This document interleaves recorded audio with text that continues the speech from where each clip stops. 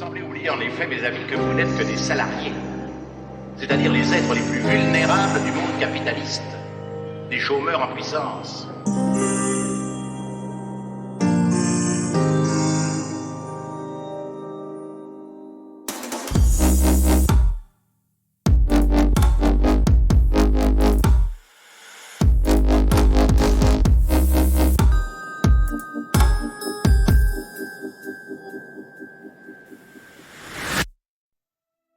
Bonjour Christophe Genoux. Bonjour Bertrand, merci pour l'invitation. C'est moi qui vous remercie de l'avoir accepté. J'avais envie de parler avec vous depuis très longtemps et de partager ça avec les auditeurs du podcast. Pour vous présenter, vous êtes intervenant vacataire à la Haute École de Suisse occidentale et vos recherches et publications portent notamment, mais pas que, on y reviendra, sur l'analyse critique des théories managériales contemporaines.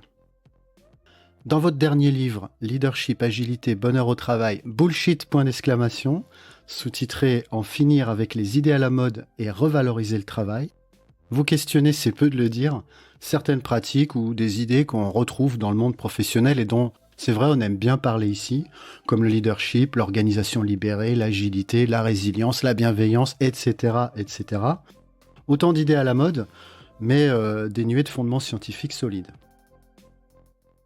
Pour moi, ce livre, il peut et même il doit être regardé comme une contribution non pas seulement à la critique du bullshit, mais plutôt à la revalorisation du management. C'est-à-dire l'acte, pour ne pas dire l'art, d'encadrer des équipes. Et à ce titre, il est nécessaire, moi j'invite vraiment tout le monde à le lire, et c'est peut-être le livre, je vais vous le confier, qu'on est nombreux, on est de nombreux psychologues du travail à avoir rêvé de l'écrire en fait, parce qu'il reprend quand même un certain nombre d'écueils qu'on croise au quotidien dans nos pratiques. Pour qu'on se connaisse mieux, j'aimerais, avant de commencer, vous poser une question un peu indiscrète. Quand on regarde votre CV, quand on regarde votre bibliographie, on constate que vous venez d'eux et que vous intervenez toujours sur le champ des sciences politiques. J'ai noté d'ailleurs pas mal d'articles sur la dérégulation des marchés publics en Suisse qui apportent un éclairage que je ne soupçonnais pas du tout. Aussi, je me sens obligé de vous demander ce qui fait qu'à un moment donné, vous avez jugé nécessaire d'élargir vos recherches, votre travail aux questions managériales en général. Alors, j'avais imaginé faire une carrière académique en sciences politiques. Ça s'est pas fait pour différentes raisons. Je me suis retrouvé comme manager dans le secteur public après une petite carrière académique. Et puis, j'ai eu un changement professionnel dans ma carrière il y a maintenant 6 ans. J'ai quitté mon emploi dans des circonstances un peu particulières. Puis je me suis retrouvé pendant un certain temps à réfléchir à ma pratique managériale et puis on m'a demandé d'enseigner à nouveau. Et donc c'est à ce moment-là que j'ai commencé à la fois à relire cette littérature managériale et puis à me poser des questions sur ma propre pratique. Et c'est là où j'ai renoué, je dirais, avec une approche qui était celle qui vient un peu des sciences sociales et c'est vrai, des sciences politiques, à travers une question qui m'a toujours taraudé et qui est un peu le fil rouge, je crois, des questions, qui est la question du pouvoir. Et là, en l'occurrence, du pouvoir managérial. Qu'est-ce que c'est que d'avoir du pouvoir managérial? Et c'est ça qui m'intéresse. Et du coup, j'ai renoué avec, c'est vrai, des conceptions de sciences politiques du pouvoir, à la fois le pouvoir d'une organisation, mais le pouvoir individuel. Et puis j'ai renoué avec toute une littérature, on va dire, plus sociologique, sur la sociologie du travail ou la sociologie du pouvoir ou la sociologie des organisations en particulier. Donc c'est comme ça que j'ai renoué avec cette formation en sciences politiques qui pose aussi la question non seulement du pouvoir, mais la question de la stratégie des acteurs. C'est-à-dire comment est-ce que les acteurs se comportent dans des organisations? C'est ça qui m'intéressait et qui m'a toujours intéressé. Et le fil rouge, peut-être pas explicite dans l'ouvrage, mais que peut-être vous avez perçu, c'est cette question du pouvoir et du comportement des acteurs. Ce qui m'intéresse, c'est qu'est-ce qui motive les acteurs à faire ce qu'ils font dans les organisations et comment est-ce qu'on peut expliquer leur comportement. Et mon background, on va dire, c'est celui des sciences politiques et de la sociologie. C'est cette question du pouvoir, moi, qui m'a aussi motivé à parler avec vous de cet article dont on va parler, parce que justement, pour moi, il y a un vrai sujet. je ne veux pas déflorer le sujet, on va y aller tout tranquillement, mais leader, manager, pour moi, ça ne va pas ensemble parce que c'est quand même l'exercice d'un pouvoir, d'une autorité, pour pas dire dans certains cas d'une domination que d'encadrer les équipes. Et de ramener ça à une dimension de leadership, moi, ça me pose plein de problèmes. Mais on va peut-être commencer par le début et j'évoquais justement un article. Moi, je vous ai lu la première fois, c'était en 2022 avec cet article de vous dans la revue de l'EPFL, l'École Polytechnique Fédérale de Lausanne. Moi, je travaillais encore et toujours parce que c'est un sujet qui revient constamment sur mon chantier sur les notions de santé et de performance. Hein, comment est-ce qu'on concilie les deux? Est-ce que finalement c'est la même chose ou pas? Et il y avait un numéro consacré à cette question dans la revue où vous avez proposé un article au titre qui était assez inattendu. Le titre était Leadership authentique, la quête narcissique d'un être à soi factice. Je vais vous proposer qu'on le déroule un petit peu cet article et je le mettrai le lien en description du podcast. Comme ça, vous pourrez aussi compléter avec vos analyses plus récentes. Mais auparavant, est-ce qu'il est possible de retracer l'histoire de cette notion de leader authentique? D'où est-ce que ça vient? Moi, j'ai souvenir, c'est arrivé quand je travaillais encore dans l'industrie il y a, je sais pas, une grosse quinzaine d'années, quelque chose comme ça. Je me suis dit, voilà une mode qui va passer. Je me suis trompé une fois de plus, parce que la mode, elle est toujours là. Mais d'où ça nous vient, ce truc-là? Moi, je je pose, on va dire, la date à la fin du siècle dernier, fin des années 90, début des années 2000. On a un changement, une bascule dans la littérature managériale entre une conception du management qui était jusque-là transactionnelle et qui disait, au fond, le pouvoir s'exerce dans l'organisation, par exemple par la hiérarchie, mais c'est une transaction. Au fond, moi, travailleur, je me soumets à l'organisation ou à l'autorité d'un chef ou d'une chef en contrepartie d'une transaction, un salaire, un cahier des charges, une voiture de fonction, des vacances, enfin, et cetera, et j'accepte cette transaction-là, mais je conserve mes valeurs, mon intérêt, ma représentation du monde et ma vision de l'organisation dans laquelle je travaille. Et puis, petit à petit, on est passé à ce qu'on appelle aujourd'hui le leadership transactionnel ou le management, transformationnel, où là, l'idée, c'est de transformer les gens. C'est-à-dire que la hiérarchie, et là, c'est là qu'apparaît le terme de leader, est là pour transformer les travailleurs en les inspirant, en leur demandant d'être bienveillants, d'être résilients, etc. Et par sa nature et ses caractéristiques personnelles, va aider les gens à se transformer. Et donc, les collaborateurs ou les travailleurs vont se transformer et ainsi, on espère que l'organisation va se transformer. Donc, c'est ce que j'appelle le pillard à 3 bandes du leadership transformationnel. Le manager se transforme en leader et vous avez raison, je partage l'opposition entre les deux, qui lui-même va transformer ses travailleurs et les travailleurs se transformant, l'organisation va se transformer. C'est un pari qui, à mon sens, ne marche pas et puis qui pose des questions, on va dire, de représentation et de qu'est-ce que c'est que d'exercer précisément du pouvoir sur ces gens-là. On avait des traces dans les années 80 des premières publications de ces auteurs, ces businessmen qui avaient réussi puis qui nous expliquaient les 7 habitudes pour devenir plus efficace. On était déjà dans une sorte de proto-leadership dans la pratique. Mais c'est vrai qu'aujourd'hui, on parle de leader et on parle moins de leadership. Et moi, ce que j'essaye de ramener, c'est de dire, bien sûr qu'il y a le leadership, ça existe, mais parlons plus de la fonction et moins de l'essence, c'est-à-dire du leader lui-même. Et je pense qu'en introduisant cette différence, on éclaire plus le fonctionnement de nos organisations qu'en essayant de construire cette figure mythologique. Dans l'ouvrage, dans mon livre, je parle de le leader entre Marvel et Jésus, quoi, entre le sauveur de l'organisation et puis le gourou spirituel qui est le leader. Ouais, ce glissement vers le transformationnel, ça rappelle ce que disait Jack Welch, le dirigeant de General Electric, dans un livre qu'il a appelé Winning. Hein, il l'a pas appelé perdre, il l'a appelé gagner. Il disait, alors de mémoire, hein, nous ne fabriquons pas de bons produits, nous fabriquons des gens qui fabriquent de bons produits. Donc c'est de là pour vous que vient cette notion de leader. Et immédiatement dans le début de l'article sur lequel j'ai envie d'appuyer notre échange, vous identifiez un contresens en fait qui me semble intéressant, moi qui m'a marqué tout de suite à la lecture. Vous dites finalement l'authenticité c'est une fidélité à soi, et donc il y a contresens de parler de leader authentique. Et est-ce que vous pouvez nous expliquer un peu où est-ce qu'il est ce contresens? Alors, ça fait appel à des réflexions qui sont peut-être un peu plus philosophiques que de sciences politiques ou de sociologie, encore que l'un des premiers, on va dire, théoriciens de l'authenticité, c'est un citoyen genevois comme moi, Jean-Jacques Rousseau, qui, identifie l'authenticité comme étant la fidélité à soi. C'est-à-dire que je suis fidèle si je suis conforme et je me comporte de manière conforme à ce que je suis.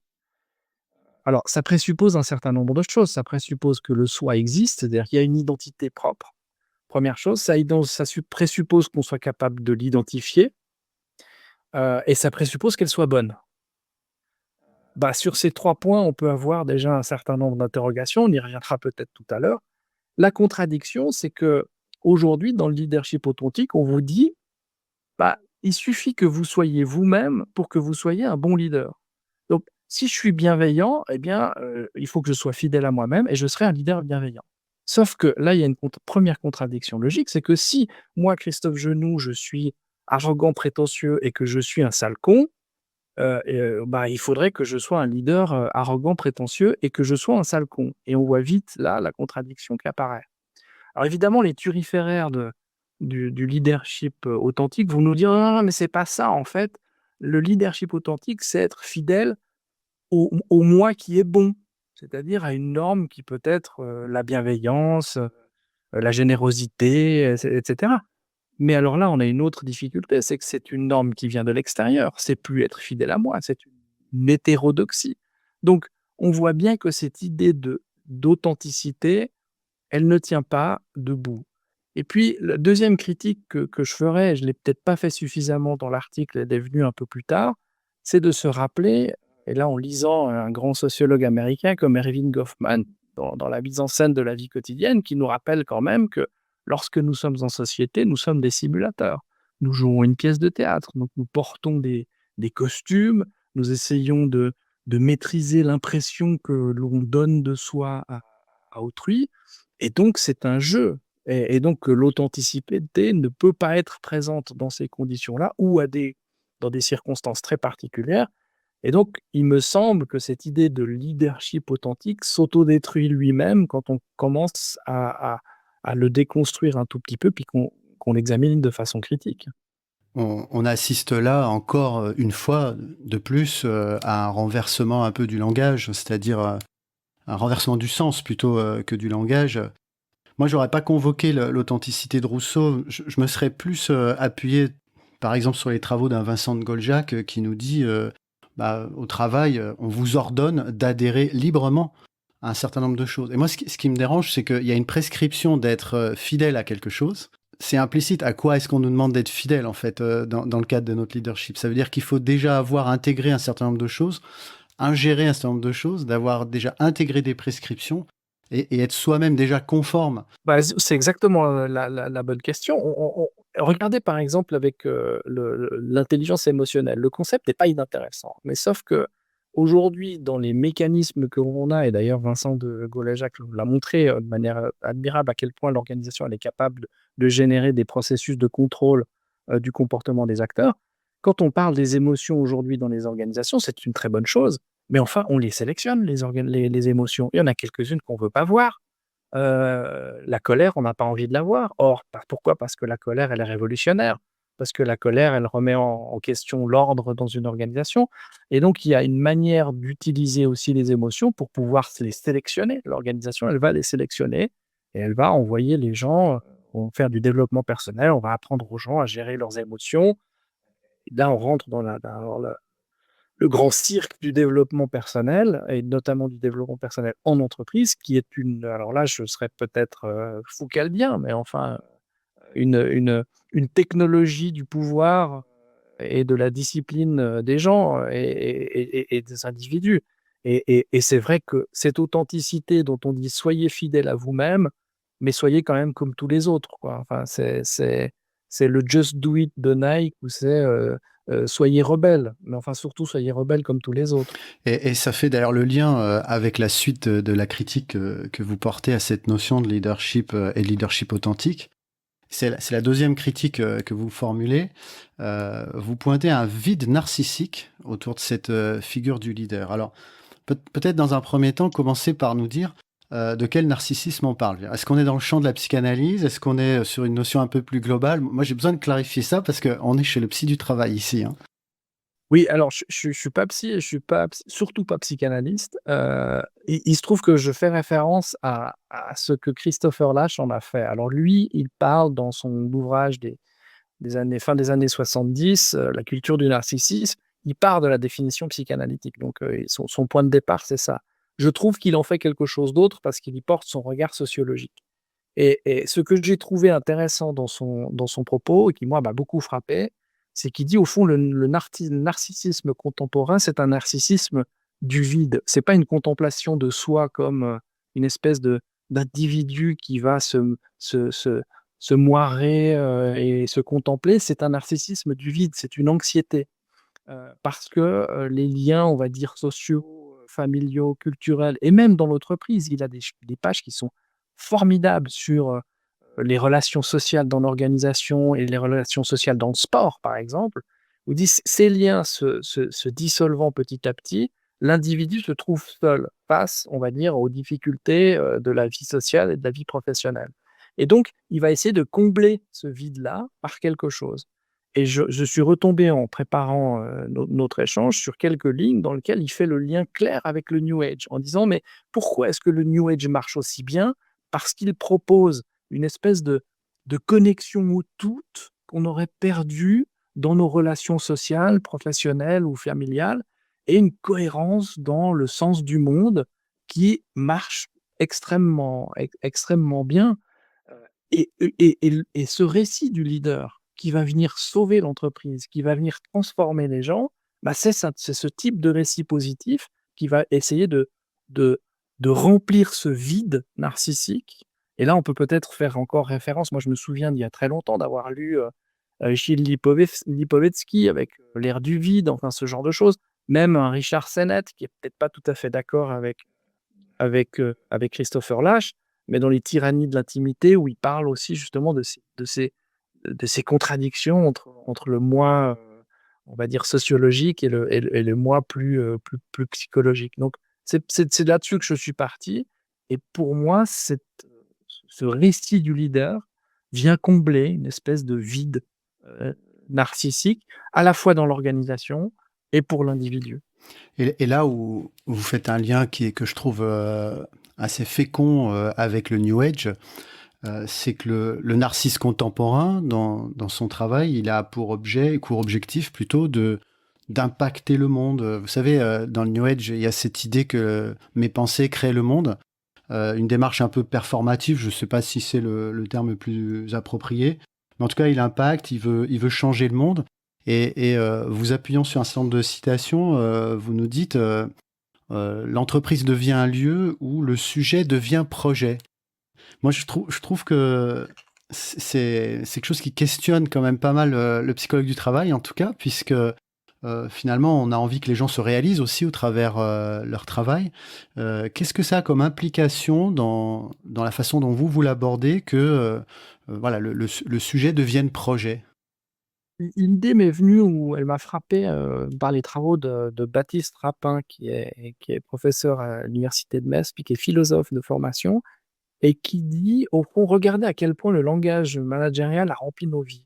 Aujourd'hui, on parle de projets de vacances, on parle de projets d'enfants, des familles qui ont des projets d'enfants. C'est pas innocent». Et des contraintes familiales, hein. Exactement, et on a aujourd'hui des applications, sur nos smartphones qui sont du family management, enfin, qui nous aident à gérer, la famille et c'est quand même assez terrible et ça veut dire qu'on conçoit, au fond, notre rôle comme individu, mais notamment dans l'organisation, comme un projet. C'est évidemment que dans une organisation humaine où on participe à des projets, mais l'individu qui doit se transformer devient lui-même un projet. C'est-à-dire que je cherche mon authenticité, mon why, mon pourquoi, hein, ce genre de choses et je deviens projet.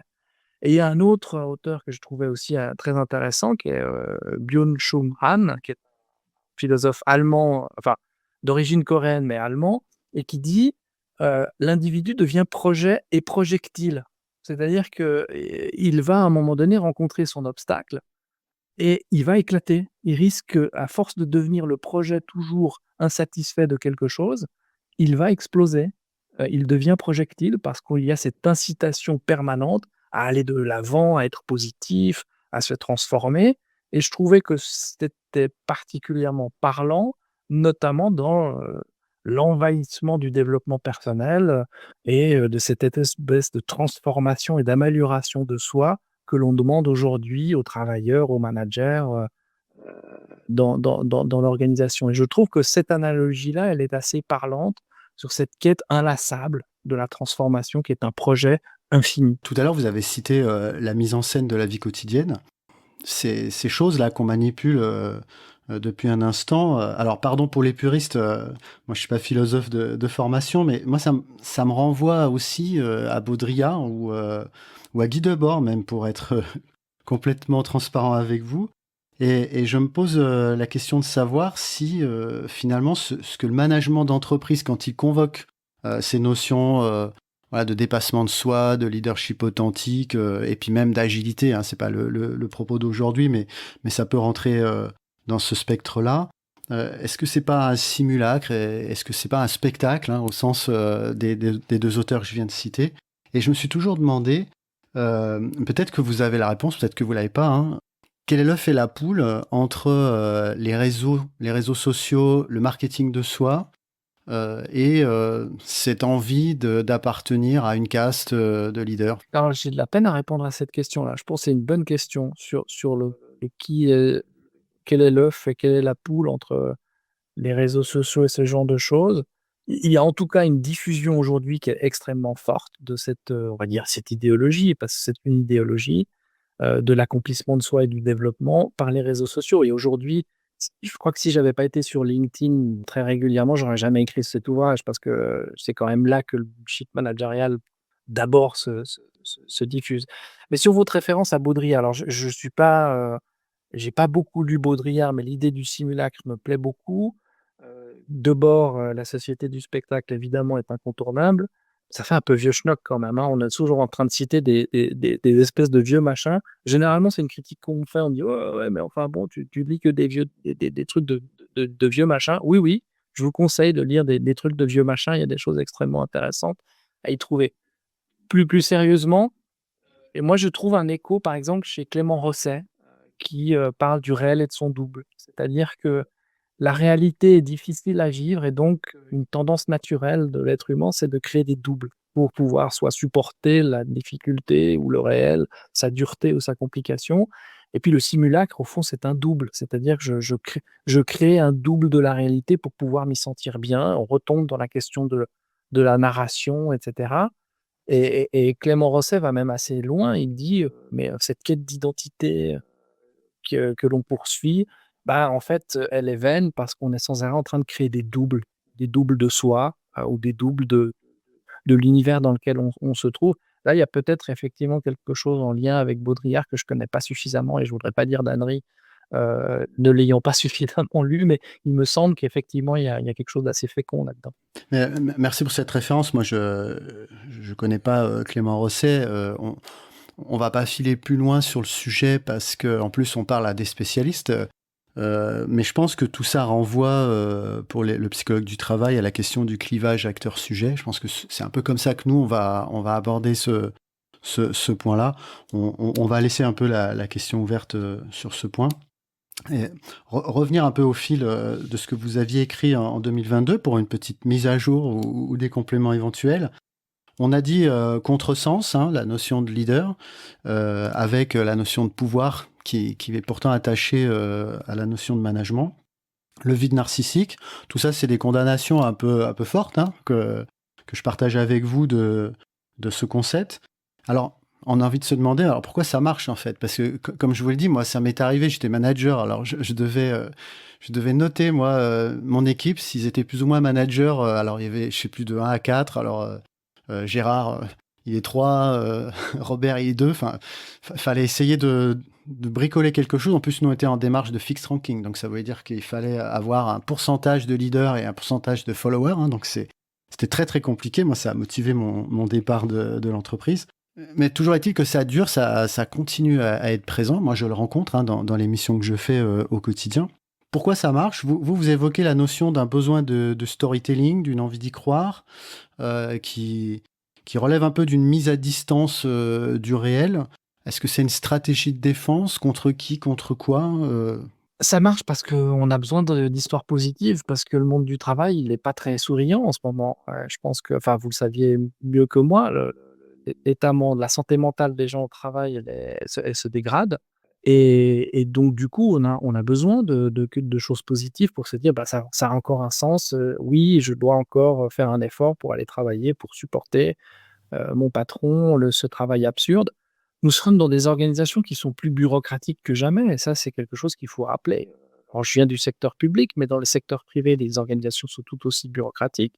Les process, les processus, le contrôle qualité, enfin, tout ce genre de choses rendent notre travail déshumanisé, encadré, et on vise à contrôler nos comportements au quotidien. Donc il nous reste plus beaucoup de choses pour pouvoir s'accomplir dans le travail. Heureusement, il y en a encore, mais enfin, ça devient de plus en plus difficile, et je suis pas sûr que le numérique sera là pour nous rendre le travail plus acceptable ou plus humain. Et donc on a besoin de ces récits-là. Donc à la fois, je pense que l'individu, il a envie de croire, et c'est pour ça que le développement personnel marche bien. C'est pour ça que les gens se lancent aussi dans ce genre de choses, parce que ils se disent: «Ben, c'est vrai au fond, pourquoi est-ce que je ferais pas un petit peu de méditation pour gérer mieux mon stress? Pourquoi je ferais pas un peu de yoga?» Moi, je fais de la méditation, il se trouve, je suis archer, donc ça m'aide à me concentrer avant de tirer, mais ça ne me viendrait pas à l'idée de me dire que ça va répondre à mes problèmes de souffrance au travail si j'en ai. Donc on a envie de croire que ça marche. Évidemment, c'est une illusion, donc il y a une forme d'illusion de la part de l'individu, mais il y a une forme d'illusion aussi de la part de l'organisation, qui ne veut pas voir quelles sont les sources de ce malaise et de ces souffrances-là. Et ce que je dis parfois de manière un peu provocante devant tout type de public devant lequel je me trouve, je leur dis: «Mais si vous voulez parler de qualité de vie au travail, si vous voulez parler de santé mentale au travail ou de bien-être au travail, alors, foutez dehors les coachs et les gens qui vous racontent n'importe quoi, et puis commencez à écouter ceux qui savent de quoi ils parlent, c'est-à-dire les médecins du travail, les psychologues du travail, les sociologues du travail, les psychologues cliniciens, qui peuvent vous dire exactement ce qui provoque, les burn-out, les malaises, et cetera. Ce problème, c'est que les organisations, elles ont pas envie de répondre à cette question, parce qu'elles savent très bien que y répondre sérieusement, ça veut dire remettre en question, l'organisation du travail, la nature même du travail. Je trouve que les travaux, par exemple, d'un Yves Clos, qui montrent, qu'on peut travailler sur la question de la notion de qualité au travail avec les équipes, même au niveau les plus bas de la hiérarchie d'une organisation, ça permet de relégitimer, ça permet de redonner du sens aux gens, de leur action, d'une certaine maîtrise de leur environnement et de ce qu'ils font dans l'organisation, de manière bien plus efficace que des espèces de doudous organisationnels qu'on essaie de nous infliger, team building, enfin ce genre de conneries. Mais on a envie d'y croire. Je veux dire, quand je dis à quelqu'un: «Mais le team building, ça sert à rien, ça ne permet que de rassurer le décideur qui a décidé de l'organiser», les gens sont surpris parce qu'ils disent: «Bon, enfin quand même, c'est sympa, ça peut être agréable». Oui, ça peut être sympa, ça peut être agréable, mais ça va pas répondre aux problèmes de l'organisation, et pourtant on continue tous à y aller, et puis on se rebelle pas contre ça. Ce genre de démarche dans lesquelles j'inclus moi aussi le coaching, enfin en tout cas une certaine forme de coaching, c'est aussi une prise en charge ou une réponse à l'idéologie gestionnaire en fait qui prévaut un petit peu partout. Ce qui est compliqué, vous avez cité Yves Clos, donc clinique du travail. Ce qui est compliqué avec ce type de démarche qu'il propose, c'est qu'en fait on vient avec rien quoi. On vient avec une posture, on vient avec une écoute, on vient réaliser un travail sur le travail et avec ceux qui le font.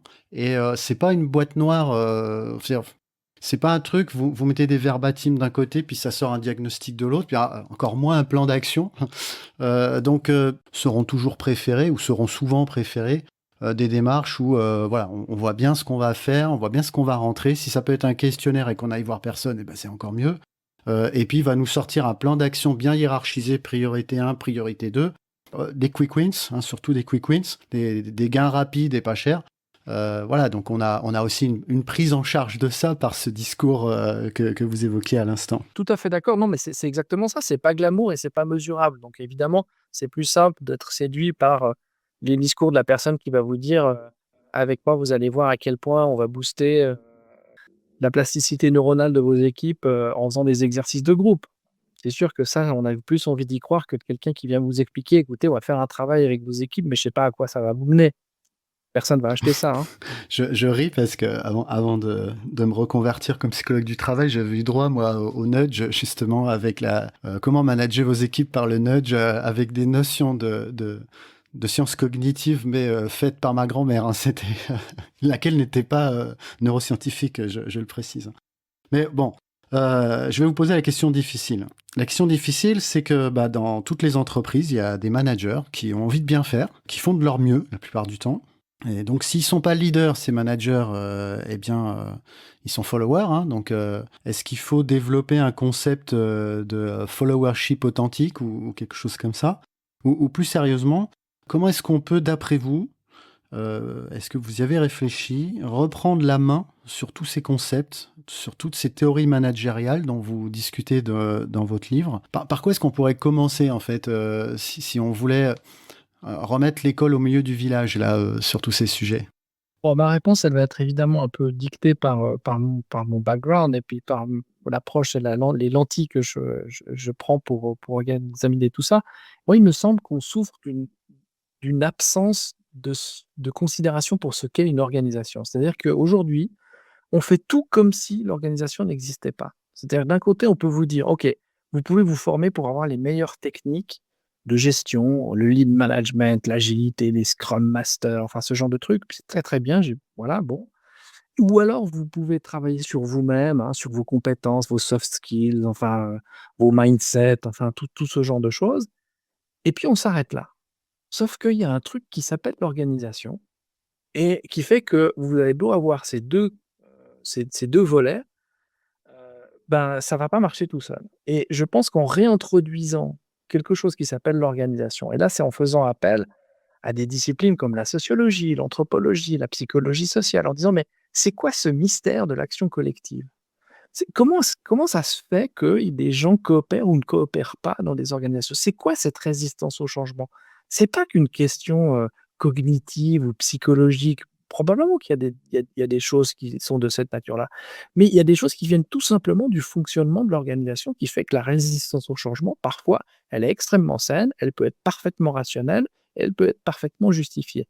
Mais pour comprendre ça, il faut s'intéresser à ce que c'est qu'une organisation. Et moi, je dis souvent, il faudrait pouvoir, revoir les cursus des formations des managers en leur faisant travailler sur ce mystère qu'est l'action collective, et de dire, parfois je dis de manière un peu provocante: «Quand vous êtes manager, vous vous rendez compte qu'il y a une organisation quand ça marche pas». C'est-à-dire que quand ça résiste, hein, c'est normal. Quand ça résiste pas, vous n'avez pas le sentiment qu'il y a une organisation, tout cool. Puis en plus de ça, vous ne servez pas à grand chose d'une certaine manière. Donc, réintroduire la dimension de l'organisation dans le management qui a été complètement déréalisée, virtualisée. Alors je le dis parfois de manière un peu provocante et je sais que je m'adresse à des psychologues, donc on surpsychologise le fonctionnement des organisations et je veux me faire comprendre là-dessus. C'est-à-dire que c'est heureusement que les psychologues sont venus critiquer les modèles, par exemple, du choix rationnel, de la rationalité instrumentale, sur lequel reposait le management pour nous dire: «On a des biais cognitifs, on a des émotions, on a tout ça». Très, très bien, je ne remets absolument pas ça en question. Le seul problème, c'est qu'aujourd'hui, on fait de la psychologie à 2 balles. C'est-à-dire qu'on n'a pas compris ce que la psychologie nous dit, on n'a pas forcément très bien compris ce que les sciences cognitives nous disent non plus. Et puis alors aujourd'hui, on tombe dans le nœud neuro tout, vous voyez, neuromanagement, mais c'est du neuneu. C'est-à-dire qu'on n'a pas compris ce qu'ils disent. Et c'est ça que je critique en disant: «Bah, mais débarrassez-vous de cette espèce de psychologie à 2 balles où on vous dit: "Sors de ta zone de confort, tu pas le bon mindset", enfin ce genre de choses. Puis réintroduisez un petit peu du dur, c'est-à-dire, qu'est-ce que c'est qu'une organisation? C'est quoi la résistance au changement selon un sociologue des organisations, selon une perspective du pouvoir dans l'organisation? Je pense que ça peut contribuer à remettre un petit peu de sens et de bon sens et à déculpabiliser les gens. Dans mes cours, je dis souvent à des managers, je leur dis: «Mais Mais le fait d'exercer un pouvoir, c'est normal. Puis que ça résiste, puis que les gens de temps en temps, ils ne coopèrent pas, puis qu'ils sabotent le travail, c'est normal. Votre intérêt, c'est d'essayer de comprendre quelles sont les bonnes raisons des gens qui résistent, parce qu'ils en ont des bonnes raisons. Et quand je dis bonnes raisons, je dis pas sur le plan, moral, hein, je dis, quelles sont les raisons qui les animent? Ce sont des acteurs, ils agissent parce qu'ils pensent qu'ils ont de bonnes raisons et c'est vous qui devez vous intéresser à ça et c'est votre premier travail. Puis ensuite, vous pouvez commencer à y mettre, le cas échéant, des considérations plus psychologiques ou plus neuro ou cognitives et cetera, mais commencez par vous poser la question: «Comment le pouvoir se manifeste dans l'organisation?» Moi, en tout cas, ça m'a beaucoup aidé en tant que manager quand j'étais face à des situations que je comprenais pas. Tout d'un coup, je me souvenais de: «Ah oui, mais en fait, il y a du pouvoir et probablement que si ça résiste, c'est parce que je suis en train d'exercer un pouvoir sur eux, donc ils vont essayer d'exercer un contre-pouvoir sur moi, c'est normal». Nier l'organisation, enfin voilà, je l'avais pris en note pendant que vous parliez, c'est nier le pouvoir en fait, hein, puisque l'organisation est la Exactement. manifestation du pouvoir. Je voudrais juste citer que Yves Clos est vraiment le premier à nous dire qu'il faut dépsychologiser nos interventions. Donc, enfin, on comprend bien ce que vous voulez dire. Il y a pas de problème de compréhension là-dessus. Et peut-être pour renvoyer au début de notre discussion, je pense que tout peut se résumer sur le fait que nier l'organisation, comme on vient de le dire, c'est nier le pouvoir, et donc manager leader, c'est un oxymore, hein, tout simplement, hein. Oui, puis c'est une espèce d'opposition complètement factive. C'est pour ça que moi je dis au fond, mais le leadership, c'est une fonction, c'est pas une essence. C'est-à-dire, et le leadership peut aussi être pris par des équipes, hein, peut être pris par quelqu'un qui est pas manager. Pour moi, vraiment, le leadership, c'est assumer un rôle, une fonction dans une organisation. C'est pas être cette espèce de figure mythologique, quoi. Une question un peu à côté de la discussion qu'on avait, en tant que quasi frontalier de la Suisse, moi je me demande toujours, est-ce que si je fais les derniers kilomètres, je vais me retrouver dans un environnement différent? La Suisse, pour la partie francophone, est-elle dans les mêmes débats que nous? Est-ce qu'on prend les sujets de la même façon sur ces, alors il n'y a pas de culture des pays, hein, moi je suis pas très à l'aise avec cette notion, et tout le management interculturel, il faut le regarder avec beaucoup de précautions. Mais voilà, est-ce que vous, à votre poste d'observation, vous voyez des grandes différences entre ces deux pays, pour la partie francophone en tout cas? Les questions sont les mêmes. C'est les enjeux auxquels les organisations sont confrontées, puis les réponses qu'on a tendance à y donner sont vraiment les mêmes. On est autour de ces questions de bonheur au travail, on est autour de ces questions d'agilité, on est autour de ces questions d'intelligence émotionnelle, enfin de tout c'est la même chose. Heu, le contexte est peut-être un petit peu différent, heu, où c'est pas exclu qu'en Suisse, on expérimente un petit peu plus. C'est-à-dire qu'on se lance peut-être un peu plus facilement, alors avec pour le meilleur et pour le pire d'ailleurs, hein, dans ce genre de mode, managérial et peut-être avec moins de réflexion, préalable. De dire: «Ah bah tiens, une démarche, d'entreprise libérée, dans ma PME, pourquoi pas, je m'y lance, puis j'essaye» et puis, peut-être que là, il y a une différence en disant le risque est peut-être un peu plus assumé en Suisse, mais je suis pas sûr qu'il y ait de très, très grandes, différences. Les thématiques, vous regardez un salon RH en Suisse et un salon RH en France ou un salon du management en Suisse et un salon du management en France, vous avez les mêmes types d'intervenants, les mêmes types d'entreprises, les mêmes types de solutions et les mêmes types de questions, donc il y a pas une très, très grande différence à mon sens. Donc la mondialisation, elle se fait aussi sur ce plan-là, quoi. Ouais, clairement et puis, il y a un autre indicateur qui pour moi alors est encore plus pertinent. Regardez aujourd'hui à quoi ressemble un MBA. C'est le même format, c'est le même enseignement partout, que vous soyez à Paris, à Lausanne ou à Pétaouchnok, c'est le même type d'enseignement. Donc là, c'est vraiment des enseignements globalisés et l'absence des organisations dans ces formations-là, c'est au niveau global, hein. Donc là, il y a pas tellement de différence. Merci infiniment, Christophe Genoux, pour tous ces éléments de réflexion. Je pense qu'on va repartir avec un regard nouveau sur la notion de leadership, et puis tout ce qu'elle englobe en termes de croyances, en termes de récits. Et la question rituelle de la fin de ce podcast, vous n'allez pas y échapper. Est-ce que vous auriez une idée saugrenue à nous faire ruminer dans les jours qui viennent? Oui, et si on s'en foutait complètement de notre identité? C'est-à-dire, au fond, est-ce qu'on peut se passer de se poser la question de savoir qui je suis? Et moi, je trouve que cette question-là, alors elle est vertigineuse, J'y réponds pour ma part, j'y ai répondu en tout cas jusqu'à présent, mais la poser, ça peut être libérateur parce que moi je sais pas très, très bien ce que c'est que mon identité et je me dis que soit pour le plan personnel, soit pour le plan managérial, arrêtons de chercher notre why, arrêtons de nous tripoter la nouille égotique, peut-être que ça nous sera, utile. Voilà l'idée un peu saugrenue que je suggère. Eh bien, à tous les psychologues du travail qui nous écoutent, bonne rumination. Merci vraiment beaucoup, Christophe Genoux. Ça a été vraiment un plaisir d'échanger avec vous. C'est réciproque, merci beaucoup.